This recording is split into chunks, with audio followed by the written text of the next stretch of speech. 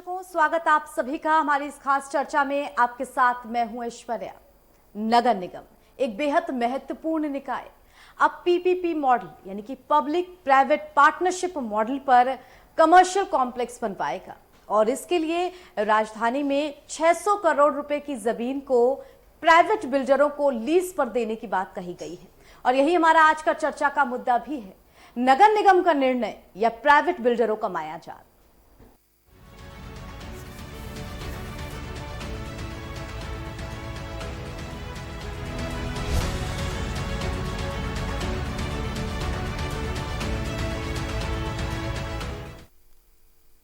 दर्शकों, municipal corporation नगर निगम जो कि शिक्षा, सड़कों पर बिजली, जल निकासी, जल आपूर्ति ऐसे महत्वपूर्ण निकाय देखता है, सीधे जनता से उसका संबंध रहता है।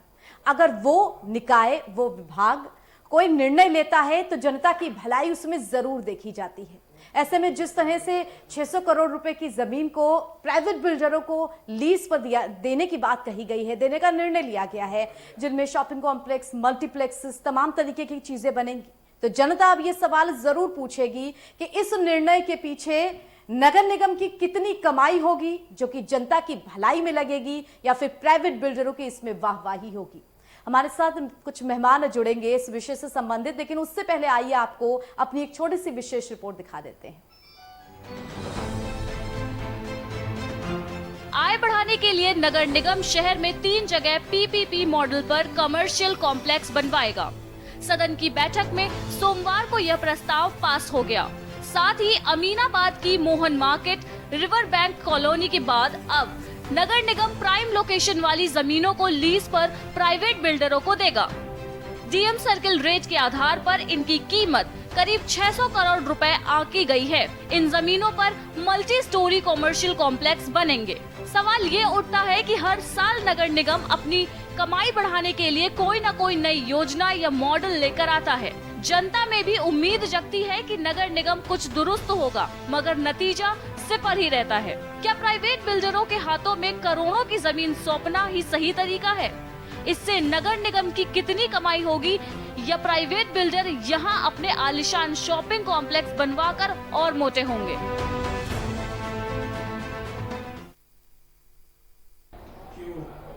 तो बिना देर किए इस मुद्दे पर हमारे साथ जो मेहमान जुड़ गए हैं, आइए उन सभी का परिचय आपसे करा देते हैं। बीजेपी की तरफ से हमारे साथ शशिकांत जी जुड़े हुए हैं। शशिकांत जी, बहुत बहुत स्वागत है आपका।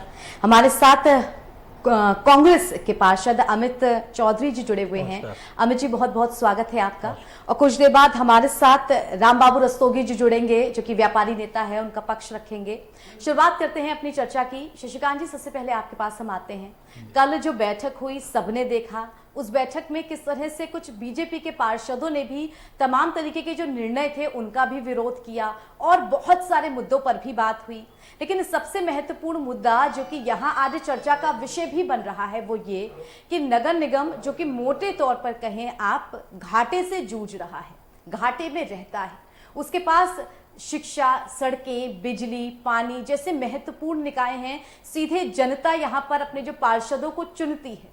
लेकिन अगर ऐसे में इस प्रकार के निर्णय लिए जाएंगे कि 600 करोड़ रुपए की जमीनें जो कि राजधानी में अलग अलग और बहुत महत्वपूर्ण जगहों पर हैं, वहां पर शॉपिंग कॉम्प्लेक्स या किसी भी तरीके की दुकानें खोलने की जगह उनके लिए लीज पर दिया जाएगा, तो इससे नगर निगम की कितनी कमाई होगी? क्या इस बात में कोई दो राय है कि जो प्राइवेट बिल्डर्स हैं वो वहां पर कॉम्प्लेक्सेस बनाएंगे, उनका कमर्शियल यूज करेंगे और जनता से मोटा पैसा वसूलेंगे? इसमें जनता भी एक तरह से अपना जो पैसा है वो प्राइवेट बिल्डरों के हाथ में देगी, उनकी कमाई होगी, और जो नगर निगम है उसकी कमाई के नाम पर सिर्फ जो 90 साल में लीज का कॉन्ट्रैक्ट होता है वो मिलेगा। तो ये फायदे का सौदा किस तरह से हम माने? देखिए, नगर निगम एक जिम्मेदार संस्था है और नगर निगम अपने शहर के विकास के लिए तमाम उपाय करता रहता है। और जैसा कि आपने कहा कि शिक्षा, स्वास्थ्य और बिजली और स्वच्छता, कॉलोनियों की सफाई, ये सभी इसके मुख्य कार्य हैं जिससे वो शहर के नगर वासियों को सुंदर शहर देने का प्रयास करते हैं।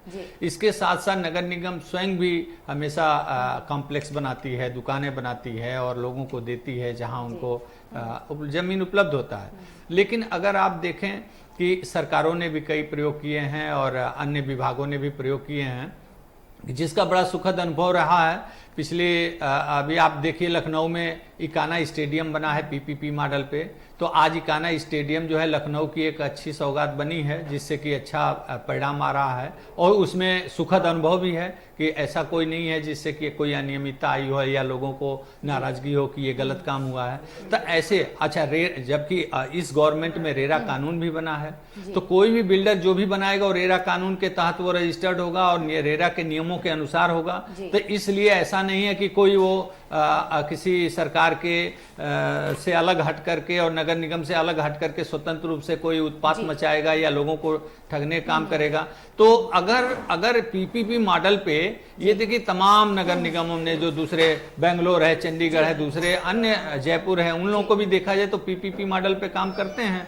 अगर सुखद अनुभव है तो उसको लखनऊ को भी सुंदर बनाने में और लोगों को एक रोजगार देने वाला कॉम्प्लेक्स बनाने में कोई बुराई नहीं। जायज है कि ये चीज अगर सही इरादे के साथ की जाए तो जाहिर सी बात है फलीभूत होगी। लेकिन दूसरी तरफ ये देखा जाए लगभग हर साल बैठक में कुछ एक नए मॉडल, कुछ अलग योजनाएं लाई जाती हैं। जनता काफी उम्मीद भरी निगाहों के साथ देखती भी है कि हाँ, नगर निगम इस बार अपने घाटे से उबरने के लिए या कमाई के लिए कुछ नया रास्ता लेकर के आएगा जो कि फलीभूत भी होगा। लेकिन हम देखते हैं जो हालात हैं वो जस के तस रहते हैं। आप सड़कों की हालत देख सकते हैं, तमाम अखबारों, तमाम मीडिया चैनल्स में ये खबरें लगातार चलती हैं। सिर्फ वो मोहल्ले नहीं जो आप कहेंगे जहां रिहायशी जगह हैं, वीआईपी जगह हैं, जहां पर सड़कें बिल्कुल ही 3 से 4 साल, 5 साल, 7 साल हो चुके हैं, एक बार भी दोबारा नहीं बनी है। ऐसी चीजों से जब नगर निगम जूझ रहा है तो दूसरी तरफ 600 करोड़ रुपए का ये सौदा ये सीधे बिल्डरों के हाथ में अगर नहीं जाएगा तो इस चीज को जनता क्या माने? नहीं, देखिए प्रथम दृष्टया ये देखा जाए कि देखिए नगर निगम के पास अपना बजट नहीं है तो पीपीपी मॉडल पे वो एक आय अर्निंग करेंगे। अगर कोई वहां कुछ बनेगा तो नगर निगम के नियमों के तहत वो लीज पे देंगे तो, और दूसरे उसको टैक्स मिलेगा, तो कुछ बनेगा तभी कुछ टैक्स मिलेगा, तभी कुछ आएगा। दूसरे लोग जो उसमें कमर्शियल प्रीमाइस में जब आते हैं तो नगर निगम के टैक्स के दायरे जब कुछ बनेगा ही नहीं और अगर नगर निगम के पास फंड नहीं है तो वो फंड एक अपनाने का तरीका है। आजकल तो अब आप देखिए कि तमाम इंस्टीट्यूशन दूसरे इंस्टीट्यूशन, एजुकेशनल इंस्टीट्यूशन भी इस तरह के प्रयोग करते हैं। मैं एक उदाहरण देना चाहूंगा कि स्वास्थ्य में प्राइवेट अगर हॉस्पिटल को मान्यता मिल सकती है, एजुकेशन में प्राइवेट स्कूल को मान्यता मिल सकती है। लगातार इस चीज पे सवाल उठते हैं कि जो प्राइवेट अस्पताल है, प्राइवेट स्कूल हैं, आप उनकी फीस में जमीन और आसमान का अंतर देख सकते हैं। अगर यही चीज नगर निगम खुद अपने पैसों से अपना कंस्ट्रक्शन कराता तो शायद जनता को वही चीज काफी सस्ते में मिलती। लेकिन वही चीज अगर प्राइवेट बिल्डर कराएंगे तो कमर्शियल लेवल पे कितना मोटा पैसा वो जनता से वसूलेंगे। निश्चित रूप से देखिए जो स्वतंत्र रूप से जो पीपीपी मॉडल में जो इकाई आती है और एग्रीमेंट करती है तो उसके सेवा देने की शर्तें तो निश्चित रूप से अलग होता है। सरकार, नगर निगम सरकार के अधीन है और ये सरकारी जो विभाग होते हैं, ये जो सेवा शर्तें होते हैं तो पब्लिक को सुविधा देने के हिसाब से काफी किफायती नियम बनाते हैं। लेकिन जब प्राइवेट को दिया जाता है तो प्राइवेट सेवा शर्तें उनकी थोड़ी जनता को महंगी भी पड़ सकती है। लेकिन इसके लिए रोक नहीं सकते ना, अगर किसी विकास कार्य को रोक नहीं सकते, उसमें जिसको जचेगा परवड़ेगा वही तो जाएगा। अगर प्राइवेट बिल्डर लेता है, अगर कोई चीज महंगी देता है तो वही जाएगा जिसको उपयुक्त लगेगा। वो लोग तो नहीं जाएंगे ना जिसको महंगा लगेगा कि नहीं ये बहुत महंगा है। एक बात। दूसरी बात मैं ये कहना चाहूंगा कि नगर निगम जो अपनी परिसंपत्तियों पे जो भी एग्रीमेंट करेगा, लीज पे देगा, तो वो नगर निगम उस पे प्रभावी रहेगा। ऐसा नहीं कि नगर निगम पीपीपी मॉडल में नगर निगम स्वतंत्र रूप से बेच नहीं रहा, वो पीपीपी मॉडल पे लीज पे दे रहा कि आप। देखिए 90 साल की लीज एक बहुत बड़ा वक्त हो जाता है, एक जनरेशन गुजर जाता है। हाँ ठीक है, कोई भी कंस्ट्रक्शन कंस्ट्रक्शन होगा तो देखिए अगर इकाना स्टेडियम 25 साल के लिए तो प्राइवेट बिल्डर के हाथ में है कि आप 25 साल किराया आप लेंगे, 25 साल बाद सरकार की संपत्ति हो जाती है। अब 25 साल बाद अगर नहीं करते तो 25 साल बाद भी सरकार के पास कोई स्टेडियम नहीं होती। इसी प्रकार 90 साल का दे रहे हैं, लेकिन अन्य शर्तें भी तो हैं। ऐसा नहीं कि 90 साल के लिए दे दिया और नगर निगम भूल गया, उससे आय नहीं होगी, उससे आय भी होगी। उम्मीद है कि उससे आय जरूर हो, यही जो जनता है इसी तरफ उम्मीद लगाए बैठी है। अमित जी, आपके पास में आऊंगी। जो कल बैठक हुई उसमें और भी तमाम तरीके के जो बातें हैं वो रखी गई, जैसे कि आप कहेंगे इको ग्रीन कंपनी जो कि चाइना की है, जिसको लगातार उसका कॉन्ट्रैक्ट रिन्यू कराया जा रहा है। ऐसी चीजों की तरफ ध्यान ना दे करके प्राइवेट बिल्डरों के हाथ में 600 करोड़ का सौदा कर देना, ये किस तरह आप इसको जायज ठहराएं? बहुत अच्छा सवाल इस जी आपके, उसके लिए मैं बहुत बहुत धन्यवाद देता हूँ। ऐसे हमारे मित्र ने भी इकाना की बात की, ठीक है 25 साल के लिए इकाना को दिया गया, सरकार की अपनी नीति थी पिछले सरकार की, लेकिन ऐसी क्या आवश्यकता पड़ी कि 90 साल के लिए 3 बिल्डर को दे दिया गया और सदन के पटल पर किसी भी माननीय सदन सदस्य को इसकी आख्या का पूर्ण विवरण नहीं दिया गया। बिल्कुल, बिना विवरण दिए हुए किसी भी चीज को पास कर देना, मुझे तो लगता है सत्ता की अपनी मर्जी है, तो सत्ता में है तो उसमें है तो कुछ भी कर सकते हैं जी। हम जितना भी विरोध कर लें, क्योंकि सत्ता पक्ष और इनका मेजोरिटी ज्यादा है तो ऑलरेडी इनका वो पास हो जाता है। हम विरोध करते हैं, हम तो सिर्फ इतना ही कहते हैं ठीक है आपने जो किया कर लीजिए, हम उसको मना ही नहीं कर रहे हैं। लेकिन आज की जो दिक्कत है, सदन को मालूम होना चाहिए, माननीय सदन को, कि हर एक सदस्य को, कि आपने किस बिल्डर को दिया, किस एग्रीमेंट के तहत दिया, कितना पैसा वो जिनको क्या नाम है नगर निगम को देगा और कितना नहीं देगा। रही बात नगर निगम के पैसे की बात, नगर निगम एक पहला नगर निगम लखनऊ है जिसके पास अपनी बैलेंस शीट तैयार है और जिसने 200 करोड़ रुपए का अपना 200 करोड़ खुद का बॉन्ड है। उसके बाद जब 200 करोड़ का बॉन्ड है तो प्राइवेट बिल्डर को लाने की क्या जरूरत थी? 200 करोड़ के बॉन्ड से क्या वो नहीं बनवा सकता है अपना तीनों बिल्डिंगों को? और ऐसे ही कल एक मामला प्रदर्शनी वार्ड के पार्षद जी का भी आया था जी। उसमें आख्या नहीं लगी हुई थी, चांदना गांव का मामला है ये, उसमें आख्या नहीं लगी हुई थी। जब मैंने इसका विरोध किया तो पहले उसको पास कर दिया गया, तो मैंने माननीय महापौर जी से निवेदन किया कि इस पर चर्चा कर ली जाए और पास करा लिया जाए। पास को आप करा ही लोगे क्योंकि आप मेजोरिटी में हो। तो फिर माननीय महापौर जी ने हम लोग के निवेदन पर उसको फिर जब असलियत जब सामने आई तो फिर अर्चना द्विवेदी जी ने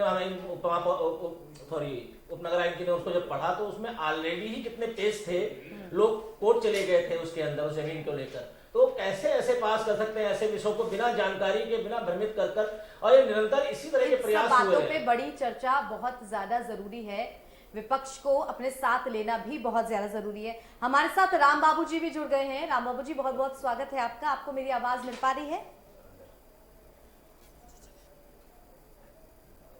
तो एक बार फिर से हम संपर्क करने की कोशिश करेंगे राम बाबू जी से, क्योंकि व्यापारियों की तरफ से उनका पक्ष जानने की कोशिश करेंगे कि कितनी मुश्किलें पड़ती हैं। हाल फिलहाल अमीनाबाद का जो बाजार था उसमें जो विवाद हुआ उसको भी हमने देखा समझा। एक बार फिर शशिकांत जी मैं आपके पास आऊँगी। हमारे प्रधानमंत्री माननीय श्री नरेंद्र मोदी जी ने स्मार्ट सिटी बनाने का जो फैसला किया था उसमें लखनऊ का नाम था। केंद्र की ये दूसरी सरकार है, हमारे मुख्यमंत्री योगी जी, उनका ये चौथा साल है, लेकिन लखनऊ को स्मार्ट सिटी बनाना तो दूर, स्मार्ट सिटी के लिए अभी जो मूलभूत जरूरतें होती हैं हम उनमें तक नहीं आ पाए। कितना पहले ये निर्णय हो चुका था और अब उस निर्णय को लिए हुए कितना ज्यादा वक्त गुजर चुका है। लेकिन दूसरी तरफ जब भी बैठकें होती हैं उनमें मेजॉरिटी के लेवल से जो बिल्डरों से संबंधित जितने भी डिसीजंस होते हैं उनको बहुत जल्दी पास कर दिया जाता है। आज जरूरत क्या है? हम स्मार्ट सिटी और मूलभूत जरूरतों की तरफ ध्यान दें। डेंगू का सीजन है, किस तरह से छिड़काव हो, किस तरह से हमारी सड़कें ठीक हो, किस तरह से जल आपूर्ति ठीक हो, किस तरह से जो स्ट्रीट लाइट्स हैं, सड़कों पर बिजली वो पूरी हो, किस तरह से जो पार्क हैं जो कि बंजर पड़े हुए हैं, बच्चे उसमें खेल नहीं पाते, बुजुर्ग जा नहीं पाते, वो ठीक हो। मगर उन सब चीजों को छोड़कर यहाँ पर प्राइवेट बिल्डरों को ज्यादा महत्ता दी जा रही है। नहीं, देखिए स्मार्ट सिटी की जहां तक आपने बात की तो स्मार्ट सिटी का फॉर्मेट तो बहुत ही प्रशासनिक है। उसमें लखनऊ विकास जितने जहां जहां हैं उसके विकास प्राधिकरण भी उसमें उसका वीसी मेंबर होता है, कमिश्नर उसका कमिश्नर की अध्यक्षता में कमेटी होती है, नगर निगम प्रमुख रूप से उसका अंग है। तो जो स्कीम बनाए जाते हैं तो उसमें प्रशासनिक चीजों को भी ध्यान में रखा जाता है। यहाँ तक कि ट्रैफिक किस तरह से मतलब बिना बाधा के ट्रैफिक कैसे मूवमेंट करेगा तेजी से, इन बातों तक को ध्यान में रखा जाता है। इसमें जो ट्रैफिक के अधिकारी हैं, पुलिस के अधिकारी हैं, उनकी भी राय ली जाती है। तो स्मार्ट सिटी का तो कंसेप्ट बहुत अच्छा है और प्रशासनिक कमिश्नर के अध्यक्षता में सारे लोग इसके मेंबर हैं। नगर निगम और विकास प्राधिकरण को बड़ी प्रमुखता से महत्व दिया गया। इसमें कोई मेंबर नहीं है, इसमें नगर आयुक्त जी नगर निगम से मेंबर है। वही नगर आयुक्त मतलब नगर निगम हो गया, लेकिन वो ब्यूरोक्रेट है। जब तक हमारे माननीय नहीं सुनिए बात सुनिए। हम फॉर्मेट की बात कर रहे हैं कि नगर आयुक्त भी हैं, वीसी लखनऊ विकास प्राधिकरण भी हैं, कमिश्नर भी हैं, ट्रैफिक के जो अधिकारी हैं शहर को ट्रैफिक देखते हैं, उनकी भी राय ली जाती है। तो वो प्रोजेक्ट बनाए जाते हैं, प्रोजेक्ट बना करके उसका धन केंद्र सरकार से धन मुहैया कराई जाती है, जो उत्तर प्रदेश के तमाम नगर निगमों को, नगर निगम को नहीं है, स्मार्ट सिटी को धन मुहैया कराए जा चुके हैं। लेकिन अब देरी कहाँ है, किस स्तर पे है, तो ये तो थोड़ा सा हमारे पास अभी कोई जानकारी नहीं है कि किस स्तर पे देरी है। लेकिन काम चल रहा है। गोरखपुर, इलाहाबाद, आगरा सहित और लखनऊ में काम चल रहे हैं, स्मार्ट सिटी में काम हो रहे हैं। नहीं, बिल्कुल बात आपकी सही है, सारे शहरों में राजधानी चलिए में। इस चर्चा को हम जारी रखेंगे। फिलहाल दर्शकों, छोटे से ब्रेक के लिए हम रुक रहे हैं। ब्रेक के बाद भी हमारी ये चर्चा लगातार जारी रहेगी कि नगर निगम किस तरह से ये निर्णय लिए गए और ये जनता की कितनी भलाई कर पाएंगे सभी निर्णय। छोटा सा ब्रेक, जल्द लौटते हैं।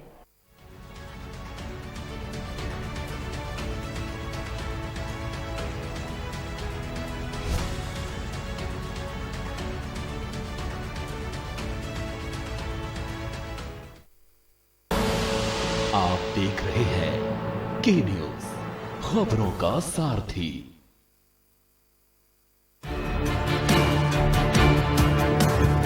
The Navy gives me confidence.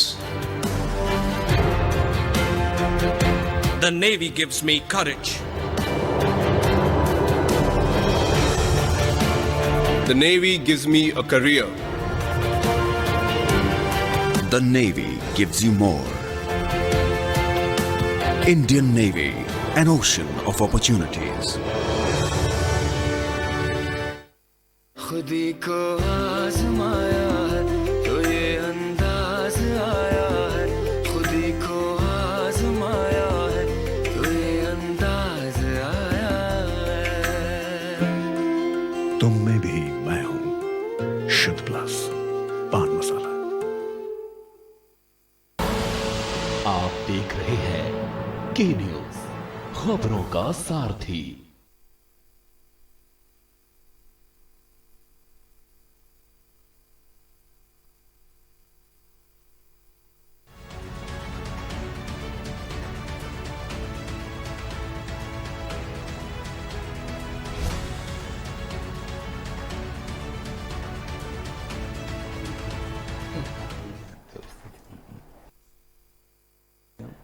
तो दर्शकों, ब्रेक के बाद आपका स्वागत है। हम लगातार चर्चा कर रहे हैं इस मुद्दे पर कि नगर निगम का निर्णय या फिर प्राइवेट बिल्डरों का मायाजाल।